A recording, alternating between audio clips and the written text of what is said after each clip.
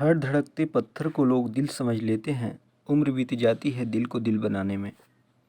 Hi guys, मैं अमन sir अपने channel study success point पर स्वागत इस्तकबाल वेलकम करता हूँ। सो गाइस, अगर वीडियो अच्छी लगे तो लाइक, सब्सक्राइब व शेयर ज़रूर करें और बेल आइकन भी प्रेस करें ताकि मेरे नए वीडियोज़ का नोटिफिकेशन मिलता रहे। स्टार्ट करते हैं साइंस विज्ञान। आज से हम विज्ञान की स्टार्टिंग कर रहे हैं और विज्ञान में हम तीनों पार्ट यानी फिजिक्स, केमिस्ट्री और बायोलॉजी तीनों कवर करेंगे। फिर विज्ञान विज्ञान को इंग्लिश में हम साइंस कहते हैं। साइंस लैटिन शब्द साइंसिया से बना है, जिसका शाब्दिक अर्थ होता है टू नो या फिर नॉलेज अर्थात ज्ञान। विज्ञान का हिंदी वर्जन में तोड़ें तो विधन ज्ञान अर्थात विशिष्ट ज्ञान, विशेष ज्ञान अर्थात भौतिक जगत में जो कुछ भी हो रहा है, जो कुछ भी घटित हो रहा है, उसका क्रमबद्ध या व्यवस्थित ज्ञान ही विज्ञान है। विज्ञान की दो प्रमुख शाखाएं हैं, प्राकृतिक विज्ञान, भौतिक विज्ञान। प्राकृतिक विज्ञान को इंग्लिश में नेचुरल साइंस कहते हैं, भौतिक विज्ञान को इंग्लिश में फिजिकल साइंस कहते हैं। नेचुरल साइंस को हम जीव विज्ञान भी कह सकते हैं और जीव विज्ञान की बात आ गई तो जीव विज्ञान का जनक अरस्तु हैं।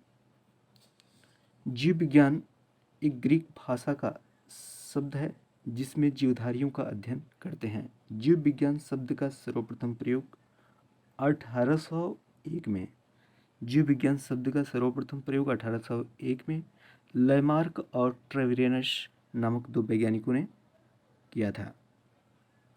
प्राकृतिक विज्ञान को हम दो भागों में बांटें, एक भाग को हम वनस्पति विज्ञान और दूसरे भाग को हम जंतु विज्ञान कहें। वनस्पति विज्ञान को हम बॉटनी कहते हैं और जंतु विज्ञान को हम जूलॉजी कहते हैं। वनस्पति विज्ञान में फ्लोरा यानी वनस्पतियों का अध्ययन करते हैं, जंतु विज्ञान में फौना यानी जंतुओं का अध्ययन करते हैं। इसी प्रकार भौतिकी विज्ञान को दो भागों में बांटा गया है, भौतिकी जिसे फिजिक्स कहेंगे, रसायन विज्ञान जिसे केमिस्ट्री कहेंगे। अब यहाँ पर बात करते हैं वनस्पति विज्ञान। वनस्पति विज्ञान के जो जनक हैं थियोफ्रेस्टस हैं। वनस्पति विज्ञान के जनक थियोफ्रेस्टस है और इनकी पुस्तक का नाम है हिस्टोरिया प्लांटेरियम।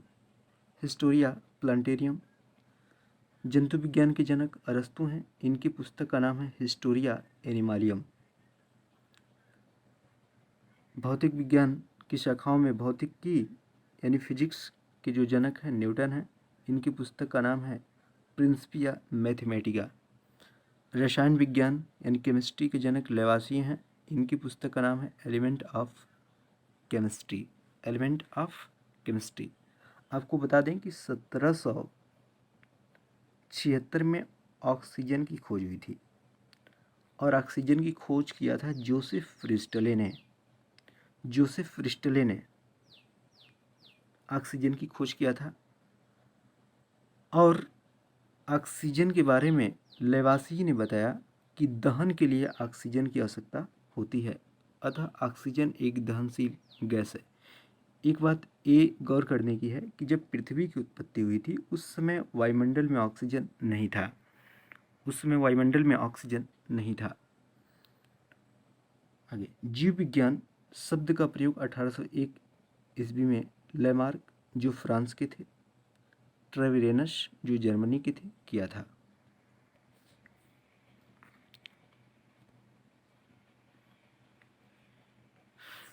जीव विज्ञान की बात करें, इसको बायोलॉजी और एक ग्रीक भाषा का शब्द है बायोलॉजी। बायो से बना है जिसका अर्थ होता है जीव, लॉजी लोगस से बना है जिसका अर्थ होता है अध्ययन। यानी बायोलॉजी विज्ञान की वह शाखा है जिसमें जीवधारियों का अध्ययन किया जाता है। अर्थात समझ सकते हैं जीव विज्ञान विज्ञान की वह शाखा है जिसमें जीवधारियों जैसे फ्लोरा और फौना का अध्ययन किया जाता है। जीव विज्ञान में एनाइमा व इनाइमा जीवों का अध्ययन किया जाता है। इनाइमा की मैं बात करूं, इनाइमा जिन जीवों के ब्लड में आरबीसी नहीं होता है उसे इनाइमा कहते हैं, और जिसमें आरबीसी होता है उसे इनाइमा कहते हैं। जैसे बिच्छू, मैं बिच्छू की बात करूं, बिच्छू के ब्लड में आरबीसी नहीं होता है, बिच्छू के ब्लड में आरबीसी नहीं होता है, इसलिए बिच्छू एनाइमा है। तिलचट्टा एनाइमा है। वहीं केंचुआ एनाइमा है क्योंकि इसमें आरबीसी है। तो जिसमें आरबीसी होगा उसे इनाइमा बोलेंगे, और जिसमें आरबीसी नहीं होगा उसे इनाइमा बोलेंगे।